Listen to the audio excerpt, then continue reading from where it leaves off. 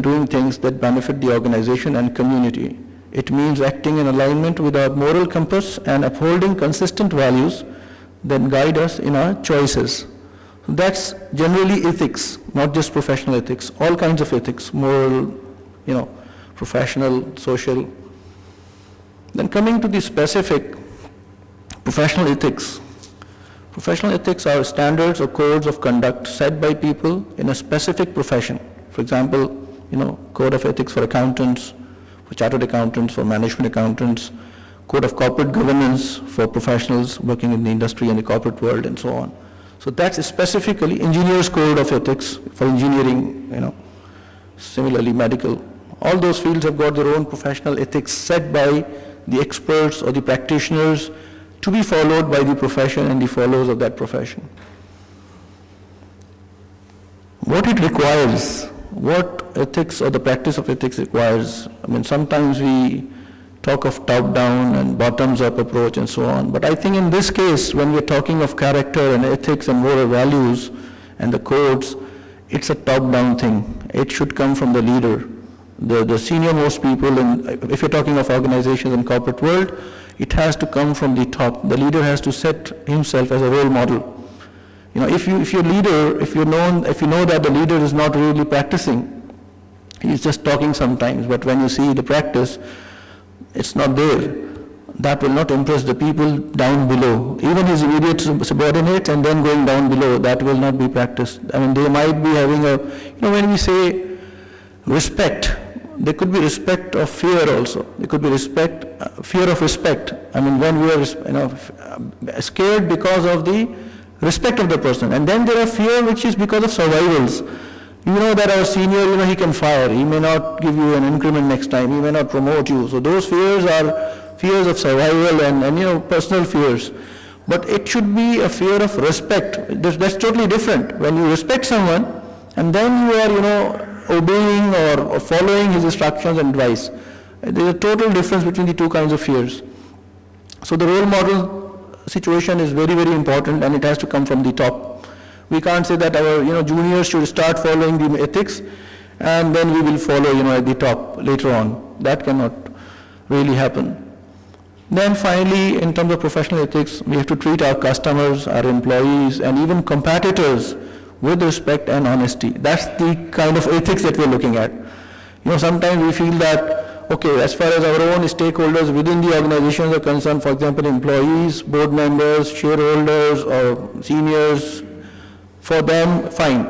But when it comes to competitors, we may just forget about ethics and do whatever we like because we have to take the market share, we have to gain that kind of chunk in the share, total chunk in the total market share. So that's not really true. When it comes to ethics, you have to be respectful and honest even with your competitors within the same industry. That's the kind of professional values and ethical values we're talking about. Now we start with, because we said alarming trend, and I did a little bit, not much of a research, but a little bit of research. Internet has given us a lot of room to do this now very quickly. And when I typed this kind of trend and all that accounting scandals, I came across a lot of information, but then I went to Wikipedia and please on silent, please, either switch off or please mobiles on silent. From 1980 to 2010, that's the period that we are talking about, that I got from the Wikipedia. The average per year during the big period of 1980 to 1999, it's a big period, almost 2 decades, the average reported in Wikipedia scandals globally were less than 1. You can see it's 0.6 only, not even 1 per year, because there were lots of years, because I saw by years, lots of years having no scandal at all reported. So that's why the average even could not go to 1. All right. Then, if you see the average of the last 10 years of the last decade, 2000 to 2010, it's 3.5. So you can see how much the raise is. And the main reason for this increase is 2002. You see the bar, individual years I've listed from 2000 to 2010, 4, 2, 23, 4, 2, and then there was none in 5, 6, 7, reported none, 2, 1, 1. So the main year of, you can say culprit year is 2002. There was something, I don't know, I just got in my mind that there was 9/11 in 2001, and I don't know, people have got something to do with that, and then they started doing this. Or all things started coming up, like they were being done for long, and then they started coming up to the, to the light. So there were 23 such reported scandals in 2002. So we can very easily see what's the trend, from 5.6 to 3.5. This is further analysis of 1980 to 2010. What are the countries and what's the portion or proportion? USA at the top, 36, followed by UK, 4. I mean, no match, of course, 36 versus 4, and then 2 each in Australia and Bermuda, and 1 each in the other countries like Canada, India, Ireland, Italy, Luxembourg, Netherlands. Now, I don't want to get into details of why USA on the top, but I think we all know that this is the biggest economy, having biggest multinationals and global companies, biggest kind of economic values. So the chances of having more corruption or more such scandals is more. I think that's what I feel. I don't want to get into more details that why it happened in USA more, and no such debate. So then I did another analysis of the big 5, because at that time during this period they were big 5, not big 4. Arthur Andersen was there. And whatever was reported by audit firm, I've listed, and whatever was not reported with any audit firm, I've said unknown or not available. So 11 such scandals, and this is, mind you, 2000 to 2010. I didn't go into the previous, decades. So Arthur Andersen was auditing 6 of such organizations which were having scandals reported: Deloitte 7, EY 5, KPMG 4, PwC 6, and as I said, the information was not available of the audit firms for about 11 such scandals. These are some of the major scandals, and I'm sure a lot of us know about them, especially the red ones, because of which Arthur Andersen vanished from this globe as an audit firm. 2000, Xerox was the entity. KPMG scandal was falsifying financial results.